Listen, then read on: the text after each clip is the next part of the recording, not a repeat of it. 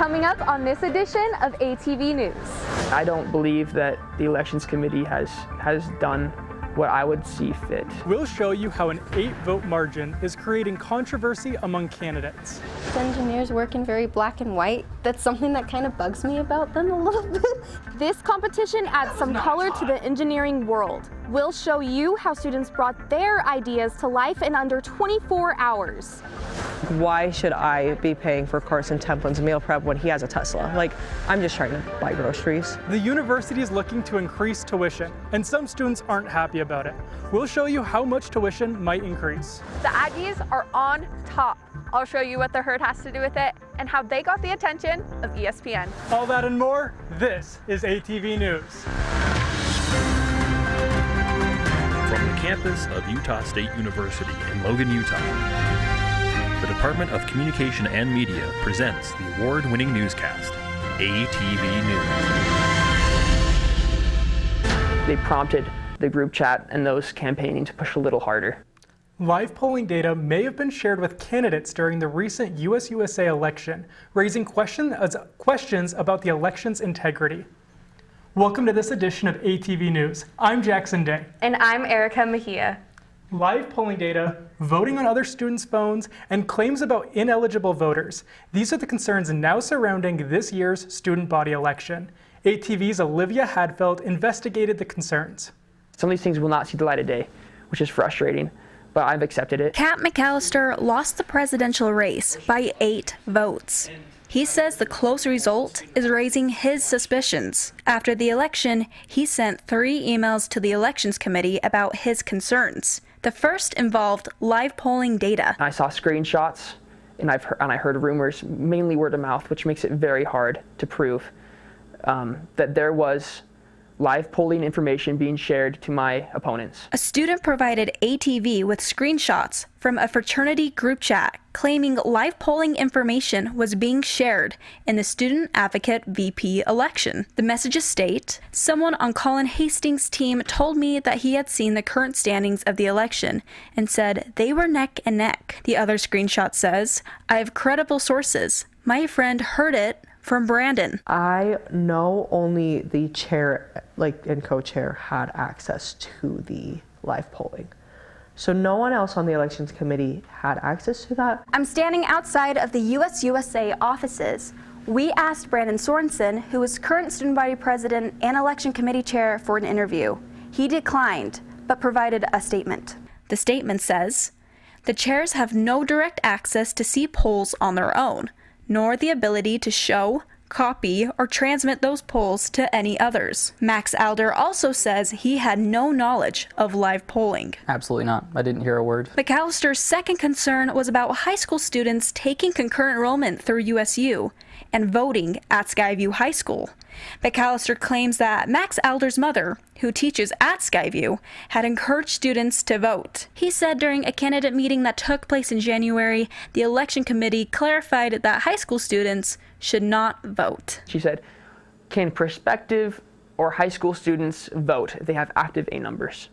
And Brandon looked at his cohorts that are on the elections committee, and they kind of talked for half a second. They turned back and said, "No." Danny Packer, a candidate who was in attendance at the meeting, says, "But can they vote?" The answer was no. "We spoke to a high school class at Skyview. A statement was given. To protect their identity, we are using an AI-generated voice." Mrs. Alder entered the classroom and paused the class to tell all of the students that they should vote for her son, Max, who was running for student body president. During this process, she not only told students to vote for Max because he is current vice president and more experienced, but also told everyone to put Kat McAllister last. Max Alder says, "I actually don't have any idea whether or not concurrent enrollment students can vote or can't vote, and I also know that my mom is not an instructor of concurrent enrollment classes." The last complaint McAllister sent was about proxy voting, which is not allowed in the bylaws, but he says that will always stay the same. The secondary concerns really aren't anything I'm upset about. proxy voting is going to happen. Students we talked to say they did see it happening on campus. Candidates on both sides were doing it. I think even if CAP's campaign team wasn't actively doing that there were other campaign teams that were for him, even again without his express consent. With all of these concerns raised, the final decision ultimately rests with the Elections Committee. Olivia Hatfield, ATV News. The Elections Committee emailed McAllister saying it is actively reviewing the situation and will provide updates as more information becomes available. We'll keep you posted. Over 500 USU students competed in the annual Hack USU competition here on campus, part of Engineering Week. Elise Archibald joins us live from Huntsman Hall to show us what students created. Elise? Thanks, Erica. This study room is empty right now, but over the weekend, almost every room in Huntsman Hall was filled with students and laptops, 3D printers, lots of food and snacks. I even saw an air mattress, and that's because hundreds of students spent almost 24 hours exclusively in this building. Oh my gosh! My man!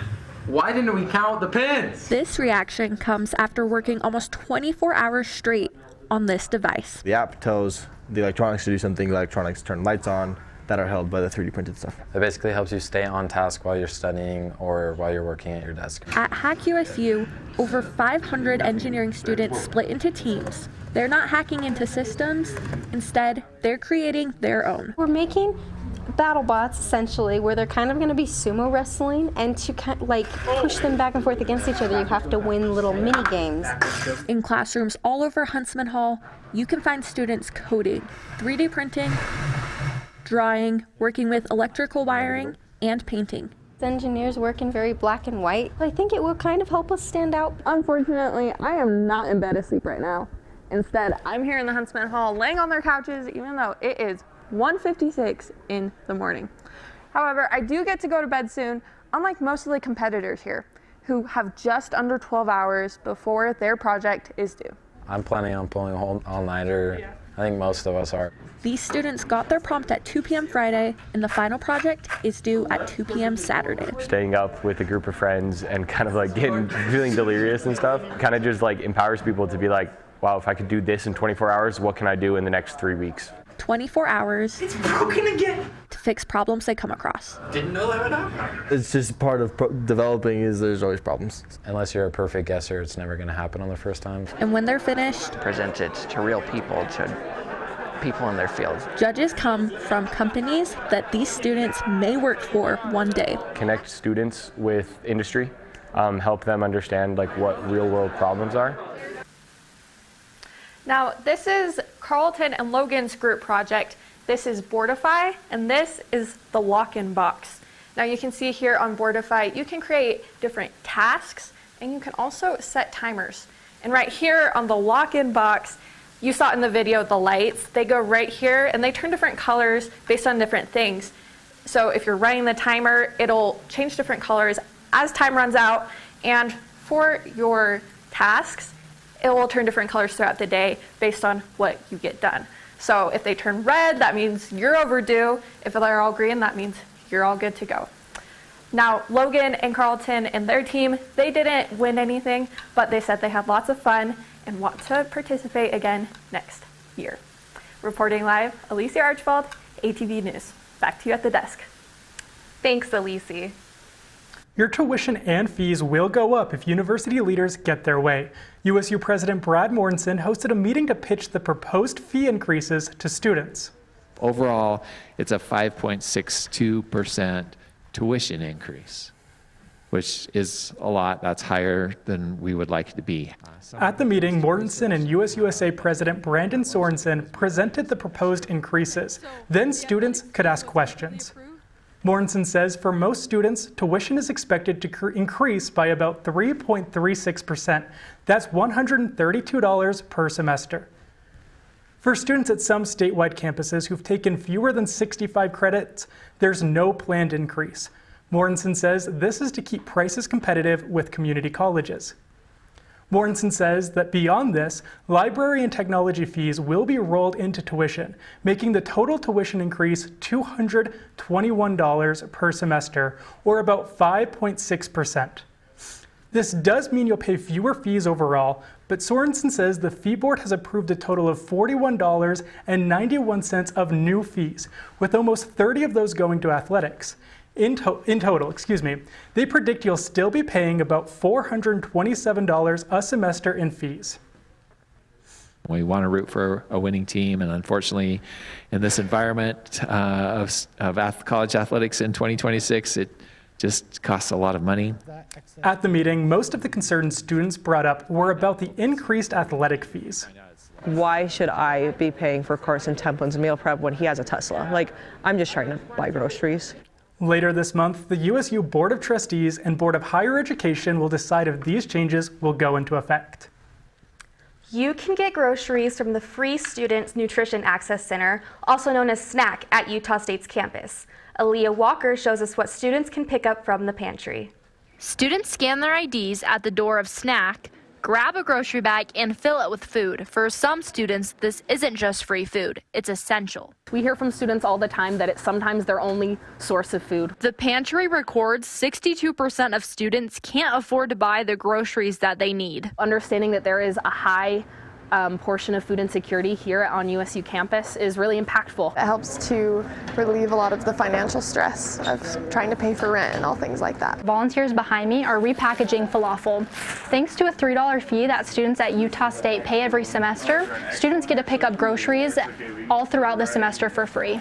SNAC distributes nearly 30,000 pounds of food each month, but it's less about how much they give out and more about the quality and variety of options. Having the snack means I can go for cheap and convenient things instead of like instant make meals that are not nutritional at all. Aaliyah Walker, ATV News. Student Nutrition Access Center will be open during their normal hours over spring break. And here at the desk is ATV Weather's Aaliyah Walker. Hi. Well, so do you guys have any big plans for spring break? I do not. I'm pretty much just going to be staying here. What about you two? I want to go somewhere, but I also don't want to break the bank, so I have to figure something out. Yeah, I'm just staying here too. Well, that is good to hear because there is some sunshine that is going to be coming in. But let's start with today's weather. We're going to take a look out at the quad. It is 52 degrees today, which is amazing. You can see people out sunbathing in the grass. People are walking around outside without their jackets. It's a pretty warm day. Oh gosh, should we do this another year? But now the expectations are through the roof. We'll show you what work goes into planting these themed gardens each year. A strong foundation is key to having a successful boat. We'll show you why this boat looks like it's going to sink.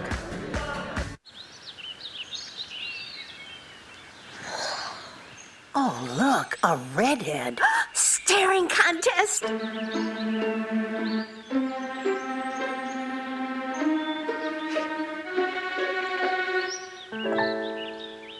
You still got it. I know. Come alive with the forest. The dad was cute. They were looking right at us. Visit discovertheforest.org to find a forest near you.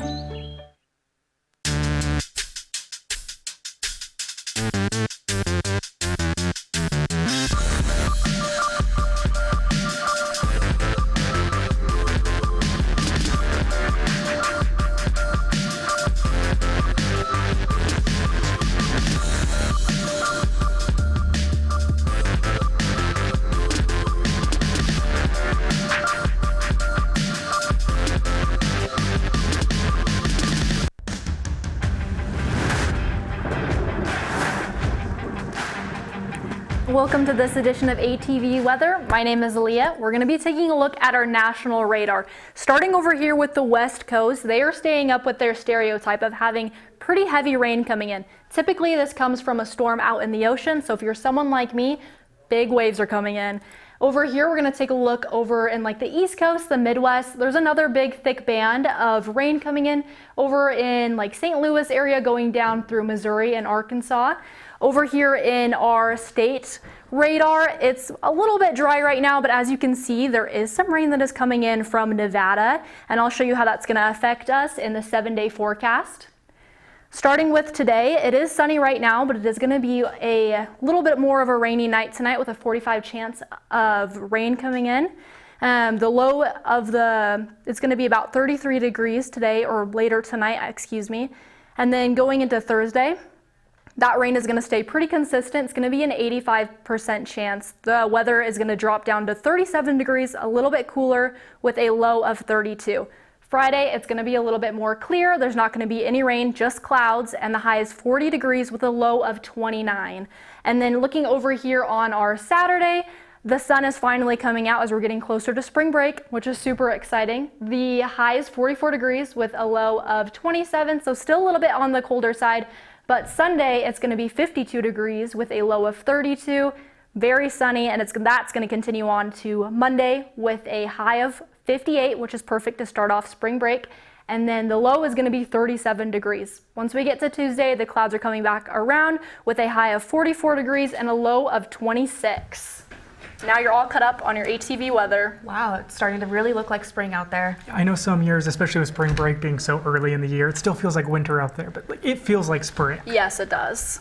In other news, usually boats stay on top of the water instead of sinking to the bottom. Cadence Mitchell takes you to the Hyper building where it's not your usual boat ride. These aren't your typical boats racing through the water. They are made out of cardboard, and the goal is to float on top of the water, which can be difficult. The paddleboard is definitely going to be a new strategy.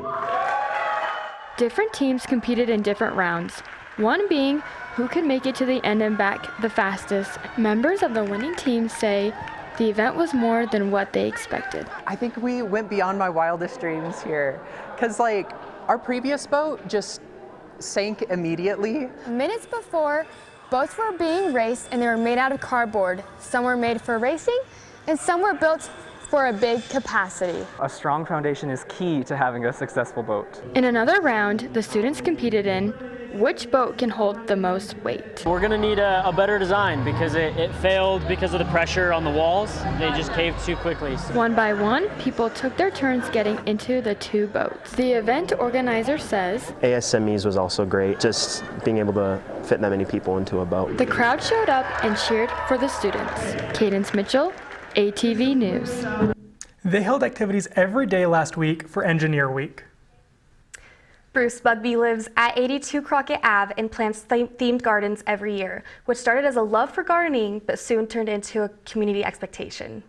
I went out to the historic landmark to show you what kind of plants the owners keep in their greenhouse and what some of the themed gardens have looked like.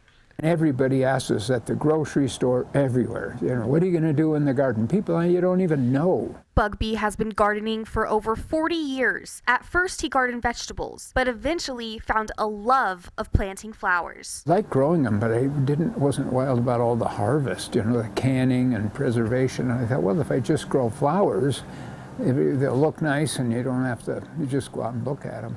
This is what the garden looks like during the cold months.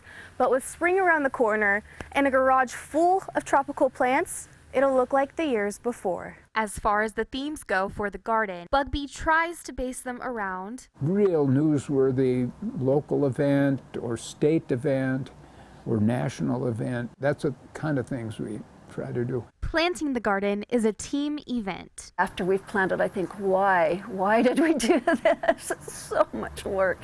But then all summer you get to see people coming up and enjoying the garden. Yeah, I have a lot of fun, especially with everyone coming over and helping out. It's always exciting because we get to be a part of coming up with ideas for what the garden's going to be that year, so that's always fun. Some of these plants are already growing and waiting to be planted this season.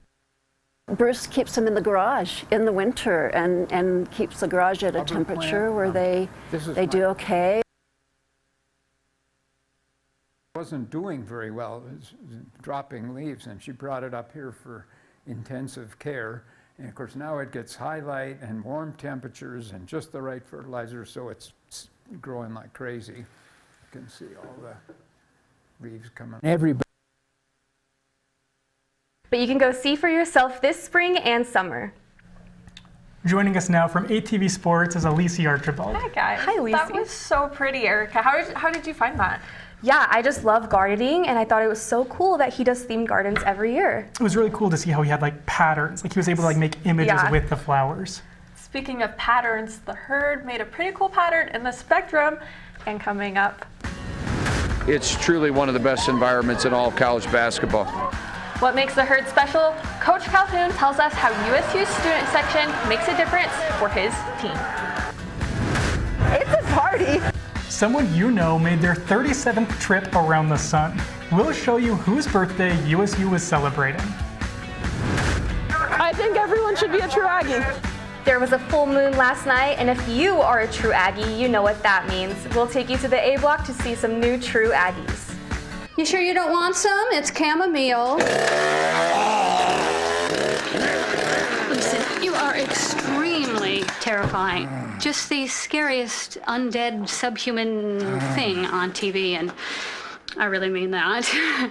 But I am worried that you could give my kids nightmares if they see you, so I'm gonna have to block you. So that's it.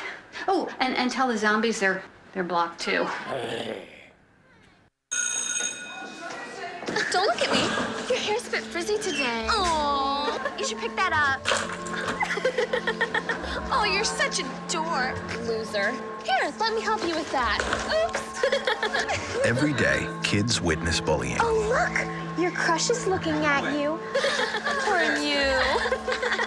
They want to help, but don't know how. See, no one here's gonna help you, because no one Teach your likes kids you. how to be more than a bystander. Visit stopbullying.gov.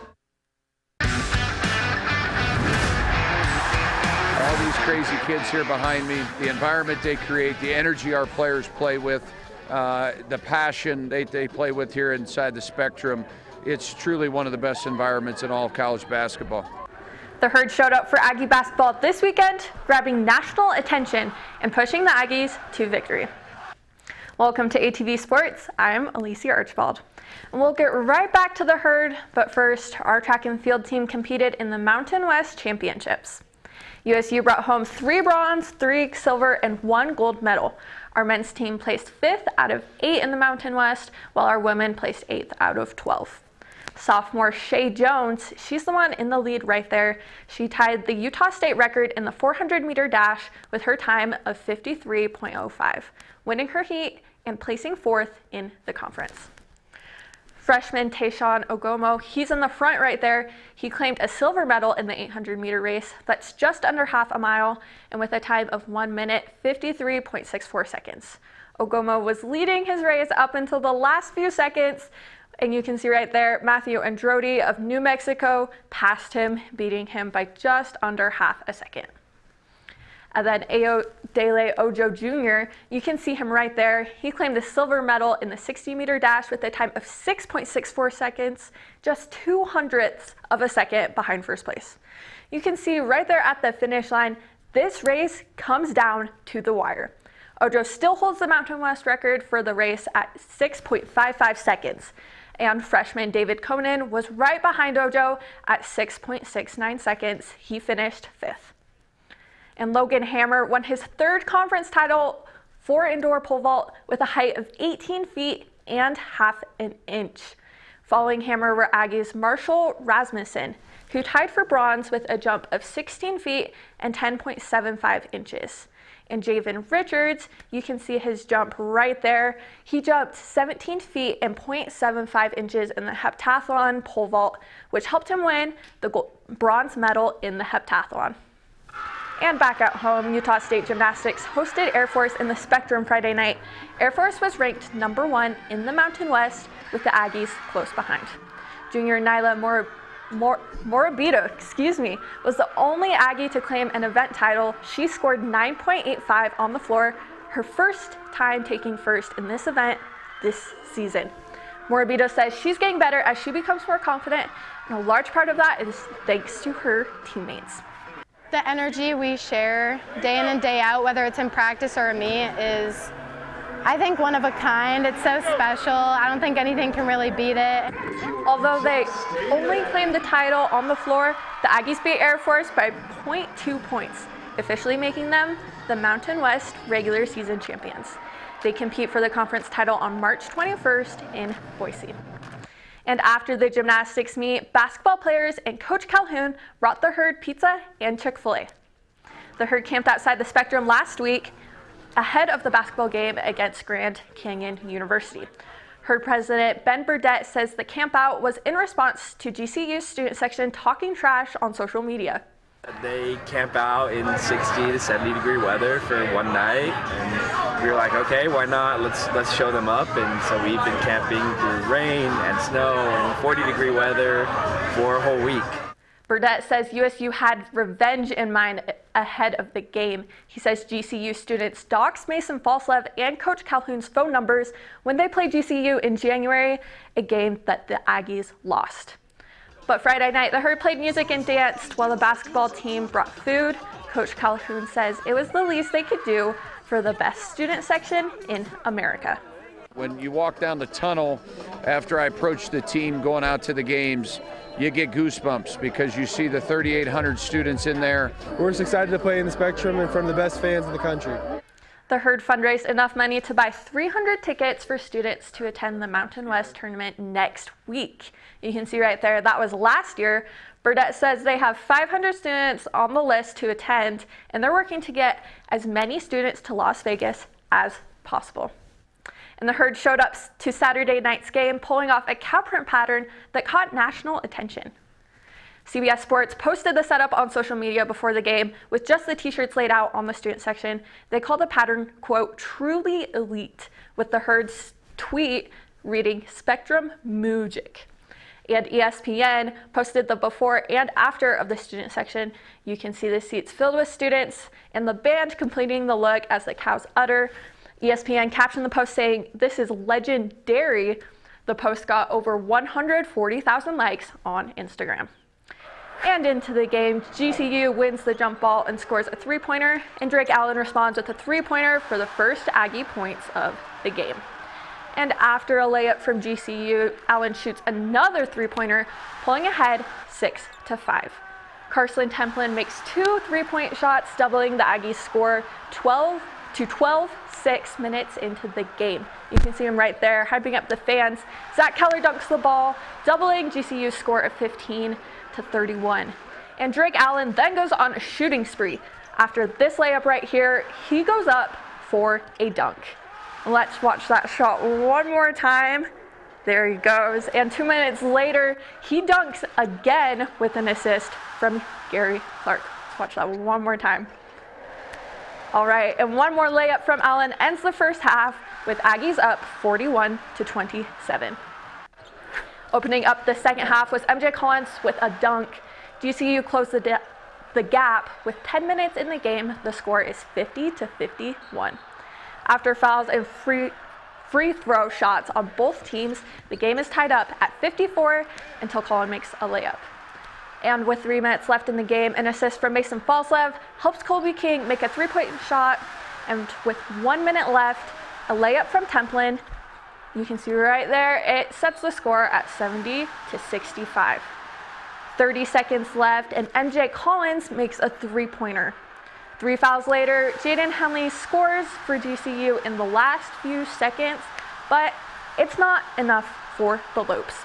Aggies win 74-69.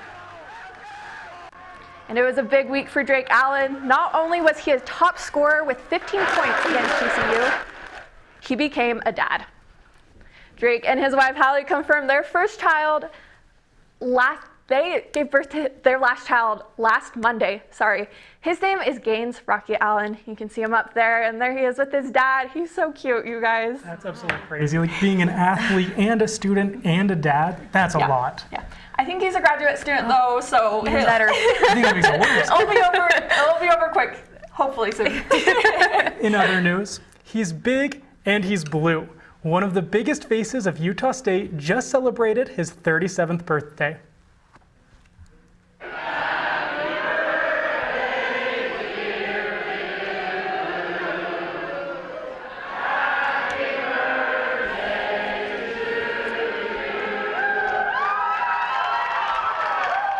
You can see Big Blue soaking up birthday love from his fellow Aggies at his Barnyard birthday bash last night.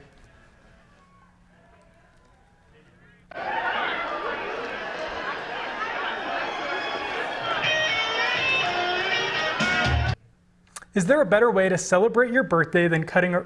Excuse me, I apologize about that. We'll be... Oh, sorry about that. I apologize for those difficulties. That was cool. I wish I would have gone.